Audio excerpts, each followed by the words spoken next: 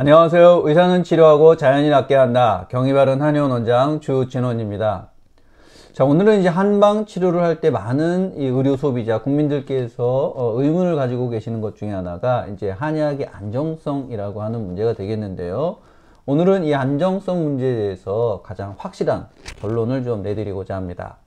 이 한약의 안전성 논란, 한약을 먹으면 간이 나빠질 수 있다라고 하는 논란은 한 20여 년 이상 지속된 것인데요.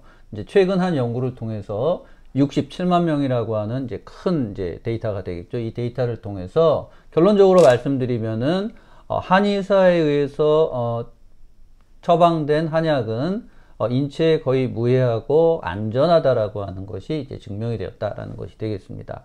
자, 그동안 이제 국민들 사이에서는 이제 한약 치료를 할 때 한약의 효과가 있다고는 얘기를 하는데 또 효과도 봤는데 또 한약을 먹으면 간이 나빠진다는 소리도 있다. 그래서 내가 지금 이걸 어떻게 해야 되지? 이제 이런 큰 고민들이 있었던 것들이고 이런 것들로 인해 이제 그런 질문들을 제가 많이 받아왔었는데요. 저뿐만 아니라 이제 한의계 전체가 이런 질문에 이제 많이 휩싸여 있었습니다. 자, 한약을 먹으면 간이 나빠진다라고 하는 것을 저는 개인적인 제 소견입니다만 과학적인 미신이다 이렇게 말씀을 드리는데요. 자, 이것이 시작된 것은 이제 한 내과 클리닉에서 간질환 클리닉이죠. 이제 간질환들은 되게 이제 만성 질환들이 많이 있다 보니까 이 조사를 해보다 보니까 한약이라고 표현되어 있는 이런 약들을 먹었거나 먹고 있더라 이런 이제 것을 발견했다는 것입니다. 그래서 그렇다면 여기서 이제 어떻게 결론을 내리냐면 그러면 이제 한약을 먹으면 간 질환이 생길 수 있다라고 이제 간이 나빠질 수 있다 이렇게 이제 결론을 내리게 되는 것이죠. 자, 얼핏 들으면 굉장히 그럴듯한 이야기가 될 수 있습니다. 자, 그런데 여기서 기본적으로 몇 가지 문제가 있는데요. 과연 그 한약이라고 표현된 것에 한의원에서 한의사가 처방된 한약인지 민간요법인지 아니면 기타 어떤 것들인지가 구분이 안 된다는 것이죠. 그걸 다 뭉뚱그려서 한약 이렇게 이제 표현을 했다는 것이고요. 또 한 가지는 분명히 이런 조사 연구를 할 때는 그럼 한약을 먹어서 실제 간이 나빠지는지를 보려면 이제 추적을 해야 됩니다. 몇 년간 추적을 해야 되고 반드시 비교 대조군이 있어야 되는데 이제 그런 것도 없이 그냥 지금 현재 간 질환이 있는 사람들이 보니까 한약을 먹었거나 먹고 있으면 무조건 한약을 먹으면 간이 나빠진다. 이렇게 이제 발표를 했던 것인데, 자, 이것은 실은 까마귀가 날자 배 떨어졌다라고 하는 논리와 크게 다르지 않다는 것입니다. 여러분들 중에 특히 지성인분들이시라면은 자, 까마귀가 날았는데 배가 우연히 떨어졌다고 해서 앞으로도 까마귀가 날면 배가 계속 떨어질 거라고 생각하는 분들이 과연 있을까요? 당연히 없겠죠. 굉장히 웃을 거라고 생각을 하시는데요. 이와 똑같은 논리가 이 말씀드린 한약을 먹으면 간 질환이 생기거나 간이 나빠질 수 있다라고 하는 근거로 제시된 이제 연구의 그런 문제다라고 하는 것이 되겠습니다. 그래서 특히 이 한약을 먹으면 간 질환이 생길 수 있다라고 하는 이 과학적인 미신을 특히 지성적인 사람들이 더 이렇게 믿고 있더라라고 하는 것을 저는 이제 임상을 보면서 발견하게 되는데요.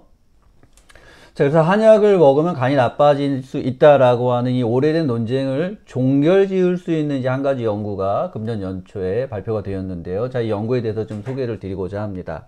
자, 이 연구는 이제 Exploring the Association Between Herbal Medicine Usage and Drug-Induced Liver Injury. 자, 좀 번역을 좀 하자면 한약 치료와 한약 사용과 그리고 약물 유발성 간 손상에 대한 이제 그 관계, 연관성에 대해서 탐구를 하겠다라고 하는 것입니다. 그래서 뭐 양약을 먹었을 때 뭐 간 손상이 얼마나 오는지 이걸 보겠다는 것이 주 목적이 아니라 아예 대놓고 이건 한약 자체를 가지고 한약을 먹었을 때 간 손상이 실제로 오느냐 안 오느냐 이제 이거를 보겠다라고 하는 연구가 되겠는데요.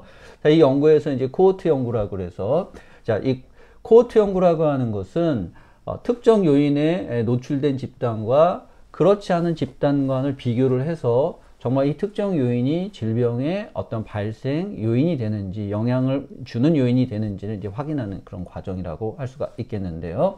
앞서 이제 간 질환 클리닉에서 했던 연구 방법은 이런 이제 대조군이 없었죠. 특정 요인에 노출된 집단과 노출되지 않은 집단을 비교 연구한 게 아니라 그냥 두 가지 현상을 놓고 까마귀 날자 배 떨어졌다 이제 이런 식으로 해석을 한 것인데 이 연구는 명확하게 과학적인 방법, 코호트 연구를 통해서 이 연구를 진행했다라고 하는 것이 되겠습니다. 자, 기본적으로 이 연구에서 이제 중요한 사항은 이 연구의 이제 데이터가 되겠는데요. 이 연구의 데이터는 이제 건강보험 심사평가원, 그 심사평가원에 있는 이제 자료를 기본적으로 이용을 했는데요. 우리나라에서 공식적인 의료기관을 통해서 진료를 받게 되면 모든 진료 이제 행위가 심사평가원의 자료가 이제 전송이 되고요. 거기서 이제 모든 건들을 심사를 해서 진료 행위가 제대로 되었는지 이제 평가를 하게 됩니다. 그래서 상당히 우리나라 심사평가원에서 하는 자료이기 때문에 공신력이 있다 이렇게 볼 수가 있겠고요.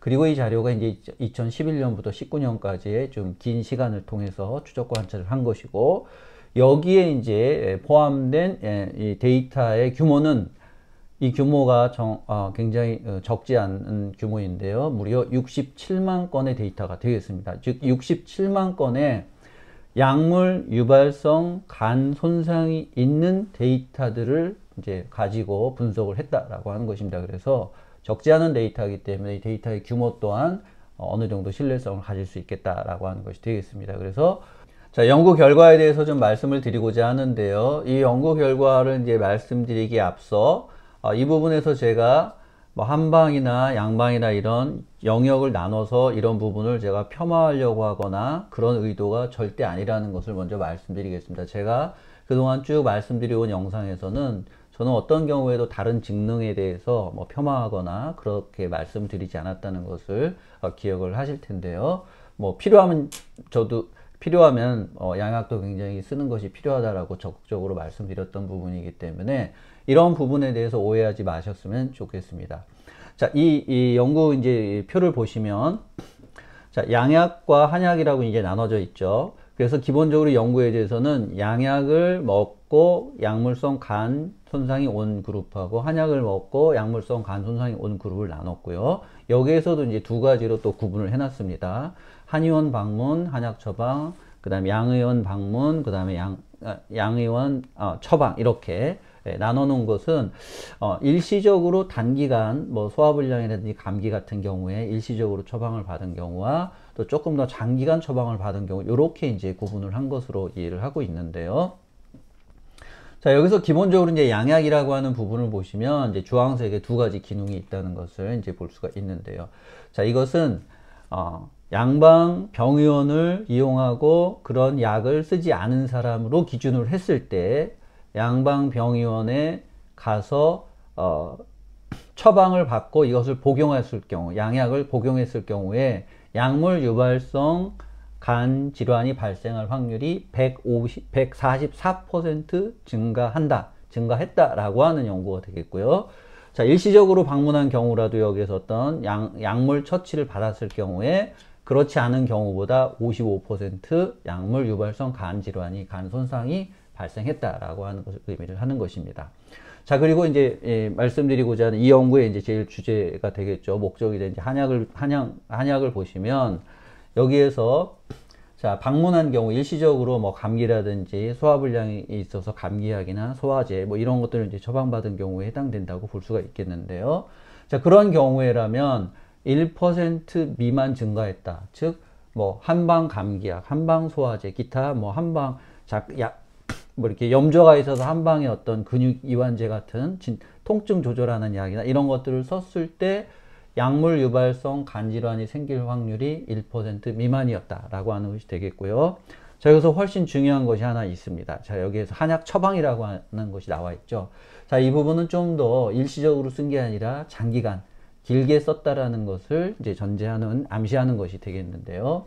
오히려 좀 더 길게 썼을 때 한의사가 이것을 처방해서 길게 썼을 때 약물 유발성 간 손상이 올 확률은 통계적으로 의미가 없을 정도로 낮았다라고 하는 것입니다. 자, 이것과 비교적 대조적으로 보면 양약 처방이라고 해서 일시적 방문이 아니라 좀 더 길게 썼을 때 양방 쪽에서는 이것이 144%가 증가했지만 한약 쪽에서는 길게 썼을 때 오히려 통계적으로 의미가 없을 정도로 약물 유발성 간 손상이 일어났다. 거의 일어나지 않았다는 것을 의미를 하는 것입니다. 그래서 여러분들께서 한방병의원에서 한의사가 처방한 한약을 복용했을 때 발생할 수 있는 약물 유발성 간 손상, 간 질환은 기존에 우리가 알고 있던 한약을 먹으면 간이 나빠진다라는 이 과학적 미신과는 완전히 다른 결과다라고 하는 것이 되겠고요.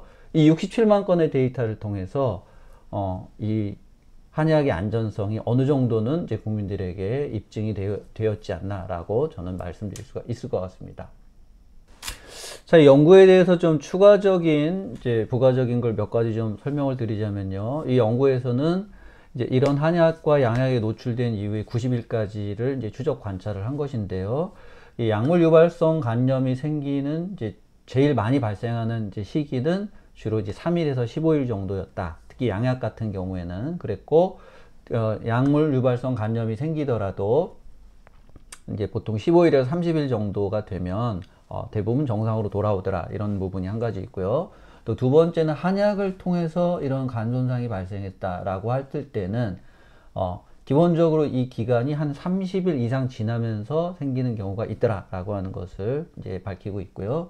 그리고 이제 또 한 가지, 특히 한약을 통해서 약물성 간 손상이 생겼다라고 할 경우에는 아주 건강한 사람이 약물성 간 손상이 생긴 경우도 있지만 이런 경우보다는 기존의 간이 원래 좀 나빠서 한약을 먹고 간 수치가 올라가거나 간 손상이 왔을 확률이 높다라고 이야기를 제시를 하고 있습니다. 그래서 내가 한의원에 갔는데 한약을 썼어. 그랬는데 간 수치가 올라갔다라고 한다면 기본적으로 내가 원래 건강하다기보다는 간이 건강하다기보다는 기존의 간 기능이나 이런 부분들이 좀 약해지거나 나빠져 있다가 우연히 약이 들어가면서 수치가 올라갔을 가능성이 있다라고 하는 것을 제시를 하고 있습니다. 그렇게 우리가 합리적인 유추를 해볼 수가 있다라는 것이 되겠고요. 그리고 이제 연구에서는 우리 한약이라고 할 때 이제 국민들의 다수가 한방병의원에서 처방하는 한약과 민간요법의 어떤 그런 부분을 뭉뚱그려서 얘기하는 경우들이 있습니다. 이제 한참 전의 이야기인데 어떤 운동선수가 이 도핑 테스트에서 이제 운동선수 금지 약물이 성분이 검출이 됐는데 그 한약을 먹었다라고 해가지고 그때 또 한번 언론에서 뭐 한약이 여러 가지 문제된다 이렇게 했는데 실제 내부를 보니까 그게 한의사의 의한 처방이 아니라 그냥 민간요법을 썼다라는 것으로 나중에 밝혀지게 되었습니다. 그래서 이 국민들께서 한약이라고 할 때는 반드시 한방병원에서 한의사가 처방한 것을 의미를 한다라고 이야기를 이해를 해주시면 좋겠고, 또 민간요법으로 쓰는 것들은 한약이라고 쓰지 않는다 이렇게 이해를 해주시면 좋겠습니다. 지금까지 말씀드린 것들을 좀 종합을 하자면 정말 20년 이상 우리 한의계에 또 우리 국민들에게 정말 미신처럼 되어졌던 한약을 먹었더니 간 기능이 나빠진다라고 하는 이 부분 통해서 오히려 국민 여러분들께서 이런 한방치료 혜택을 보지 못했던 여러 가지 이제 문제들이 있었다고 저는 생각을 하는데요. 자, 이 연구를 통해서 이제는 한약을 통해서 우리가 좋은 효과를 보고 오히려 굉장히 안전하다라고 하는 것을 국민 여러분들께서 좀 잘 이해를 하시고 한약 치료를 통한 한방 치료를 통한 좋은 효과를 보시고 누리셨으면 좋겠습니다. 자, 오늘 제가 준비한 영상이 여러분들께 크게 도움이 되셨기를 바라겠습니다. 감사합니다.